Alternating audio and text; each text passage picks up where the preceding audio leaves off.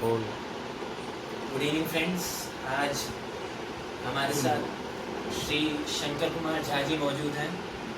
ये मुख्य तौर पर दिल्ली उच्च न्यायालय और सर्वोच्च न्यायालय में अधिवक्ता हैं और अभी अगर सोशल तरीके से देखा जाए तो भारतीय भाषा अभियान से भी जुड़े हैं।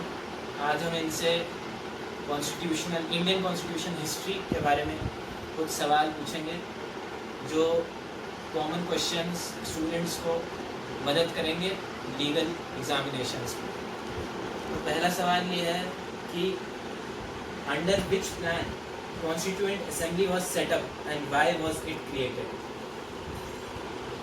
तो भाई आ रही है मेरी तस्वीर। हाँ, तो ऐसा है, जिस कॉन्स्टिट्यूशन को हम लोग आज पढ़ रहे हैं, जो भारतवर्ष का मदर डॉक्यूमेंट, आज के दिन में अगर पार्लियामेंट कोई भी कानून बनाती है तो यह तय होता है कि यह कॉन्स्टिट्यूशनली करेक्ट है और नहीं है, तो वो हमारे कॉन्स्टिट्यूशन से ही होता है।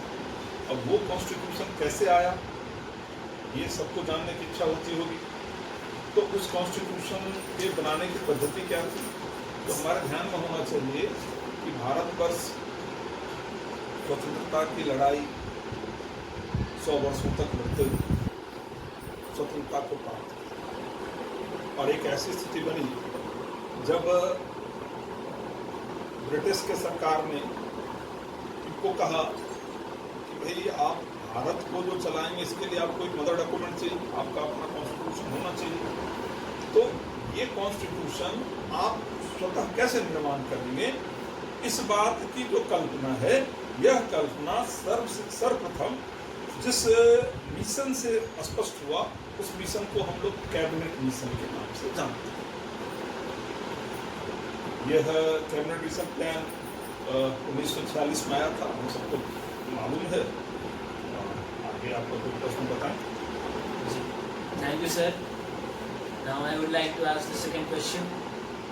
अगर आप बता पाएँ कि कुल संख्या में कितने लोग थे इसको निर्मित करने में, कॉन्स्टिट्यूशन को, मतलब कॉन्स्टिट्यूएंट असेंबली में कितने लोग थे मेंबर्स। देखिए, इसको दो ढंग से समझने की आवश्यकता है। कॉन्स्टिट्यूएंट असेंबली के बारे में एक चीज हम लोगों को स्पष्ट होना चाहिए, यह मूलतः 2 चरणों में कार्य किया। पहला चरण वह चरण था जब भारतवर्ष एक अखंड भारत की कल्पना के साथ संविधान बनाने की बात आई थी। लेकिन हम सबको मालूम है कि अखंड भारत की कल्पना के साथ संविधान बनते बनते पाकिस्तान भी बनेगा, इस बात की चर्चा प्रारंभ होगी। और जब पाकिस्तान भी बनेगा, इस बात की जब चर्चा प्रारंभ हुई, तो उसके बाद जो संविधान सभा बनी, वह संविधान सभा पहले संविधान सभा से अलग थी, क्योंकि जो प्रथम संविधान सभा था उसमें पाकिस्तान के जो प्रतिनिधिगण थे वो भी थे, लेकिन बाद का जो संविधान सभा बना, जो मूलतः आज के भारतवर्ष का संविधान सभा था, उसमें पाकिस्तान के जो समर्थक प्रतिनिधिगण थे वो उसमें नहीं थे। तो आपके प्रश्न का जवाब देने के लिए मैं यह बताऊं कि 379 संख्या शुरू में थी, उसमें से कुछ लोग नॉमिनेटेड थे और कुछ लोग उसमें से चुन के आए हुए थे। तो नॉमिनेटेड की संख्या अगर सही याद आ रही तो 93 था, और जो चुन के आए थे उनकी संख्या 296 थी। Thank you sir. अगर आप ये भी हमारे दर्शकों को बता पाएँ कि कुल कमिटीज कितनी थी फॉर्मेशन में कॉन्स्टिट्यूएंट असेंबली के। बिल्कुल ऐसा है, जब कॉन्स्टिट्यूशन को, आज की कॉन्स्टिट्यूशन को आप देखेंगे तो आपको स्पष्ट होगा कि हमारा कॉन्स्टिट्यूशन विभिन्न भागों में बटा हुआ है। एक एक भाग अलग अलग विषय पे, तो अलग अलग विषय पे चिंता होनी चाहिए। आप जाएंगे तो एक भाग है वो मूल अधिकार का, फंडामेंटल राइट्स का, कोई लैंग्वेज का भाग, कोई स्टेट असेंबली का भाग, कोई हाई कोर्ट्स का भाग है। तो वो जो अलग अलग भाग है, वो अलग अलग भाग के को समझने के लिए, उस पर विचार मंथन करने के लिए, उस विचार मंथन करने के बाद उस विषय को कॉन्स्टिट्यूएंट असेंबली में सभी लोगों के बीच में रखने के लिए बहुत सारी कमेटियां बनी थी। अलग अलग कमेटी के अलग अलग चेयरमैन थे, उनको अलग अलग विषय दिया गया था, उनकी कार्य पद्धति उस विषय के अनुकूल थी, और ऐसे में जो शुरुआती दौर में कमेटी की संख्या थी वो 5 थी। Thank you sir. ये हम जानकारी जो आपसे ले रहे हैं काफ़ी फैक्चुअल है, तो हमें विश्वास है कि हमारे दर्शकों को जो लीगल एस्पिरेंट्स हैं इस साल के लीगल एग्जामिनेशन में उसको काफ़ी मदद करेंगे। अब चौथा सवाल मैं आपसे पूछना चाह रहा हूँ कि what was the symbol, symbol क्या था, मतलब वो जो यूज़ हुआ था कॉन्स्टिट्यूएंट असेंबली में उस वक्त? कॉन्स्टिट्यूएंट असेंबली जब बना था तो बड़े उत्साह थे, उसको बड़ा फॉर्मल तरीके से बनाया गया, और उसमें यह भी तय हुआ था कि यह कॉन्स्टिट्यूएंट असेंबली का सिंबल क्या होना चाहिए। तो उस वक्त इसको लोगों ने हाथी को चुना था। जी। अब पांचवा प्रश्न जो मैं आपसे पूछना चाहूँगा कि चीफ लीगल एडवाइजर के तौर पर किसकी नियुक्ति हुई थी कॉन्स्टिट्यूएंट असेंबली में? कॉन्स्टिट्यूएंट असेंबली बहुत बड़ा था, लेकिन उसमें कोई तो होता जो पूरी तरह कानूनविद हो और जो कानूनी तौर तरीके से जो भारत का संविधान, भविष्य का संविधान होना था उन दिनों के लिए, तो उसकी कल्पना कर सकता था। तो इस काम के लिए माननीय श्री BN राव जी थे जिनको नियुक्त किया गया। Thank you sir. Now the next question कि जो कॉन्स्टिट्यूएंट असेंबली में सेक्रेटरी था वो कौन था? जो पूरा कॉन्स्टिट्यूएंट असेंबली का आप सही कह रहे हैं, सेक्रेटरीट था, क्योंकि एक मैसिव जॉब था जहाँ 22 कमेटियाँ काम करनी थी, इतने सारे इलेक्टेड मेंबर्स थे, भारतवर्ष 300 वर्षों के बाद गुलामी से आज़ादी की ओर बढ़ रहा था। तो जो प्रथम सेक्रेटरी की बात आप कर रहे हैं उसमें HBR अयंगर जी थे, उसके प्रथम सेक्रेटरी। मैं यह बताना चाहूँगा कि हम लोग ऐसे सवाल फैक्ट्स वाले इसलिए पूछ रहे हैं क्योंकि काफ़ी सारे लॉ एग्जामिनेशंस में MCQ के तौर पर ऐसे प्रश्न काफ़ी ज़्यादा पूछे जाते हैं कि सेक्रेटरी कौन था, चीफ सेक्रेटरी कौन था, चीफ ड्राफ्ट्समैन कौन था, कैलीग्राफर कौन था कॉन्स्टिट्यूएंट असेंबली में। तो ये हमारे अभी चीफ गेस्ट साहब बताया। अब next question, who was the chief draughtsman of the constituent assembly? तो इस चीज़ को समझ लेते हैं हम लोग कि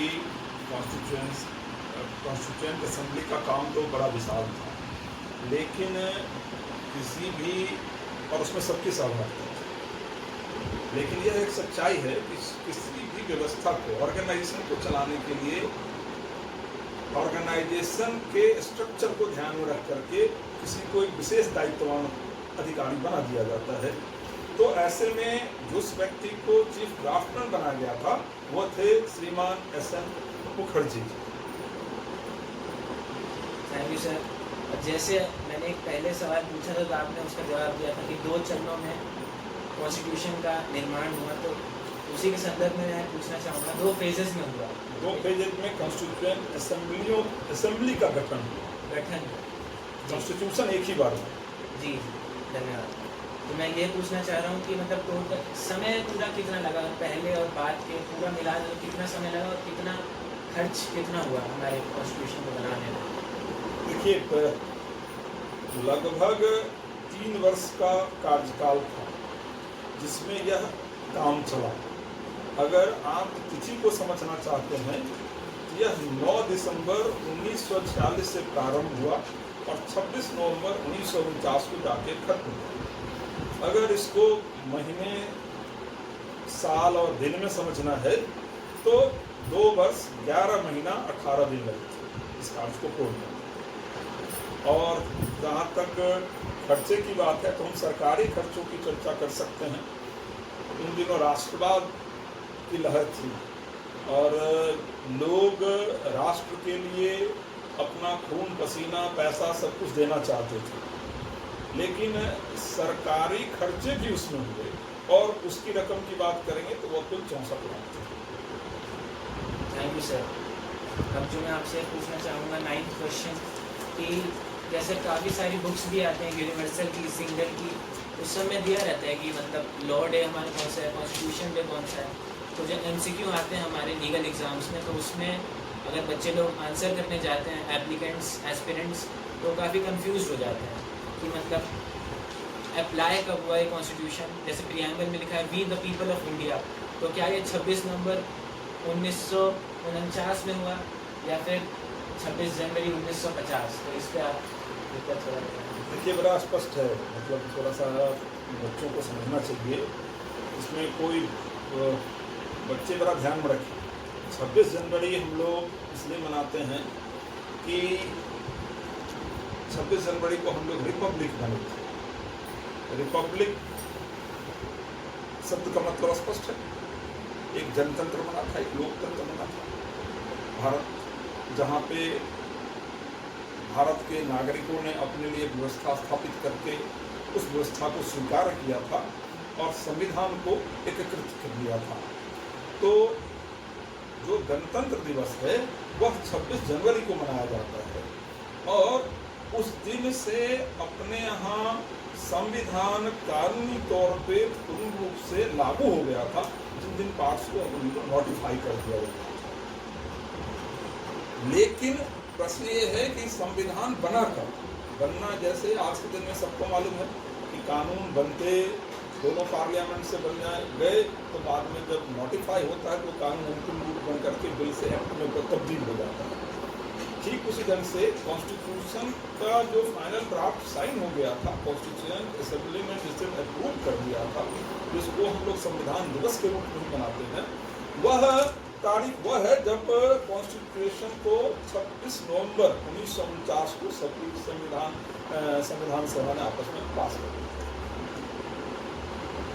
थैंक यू सर।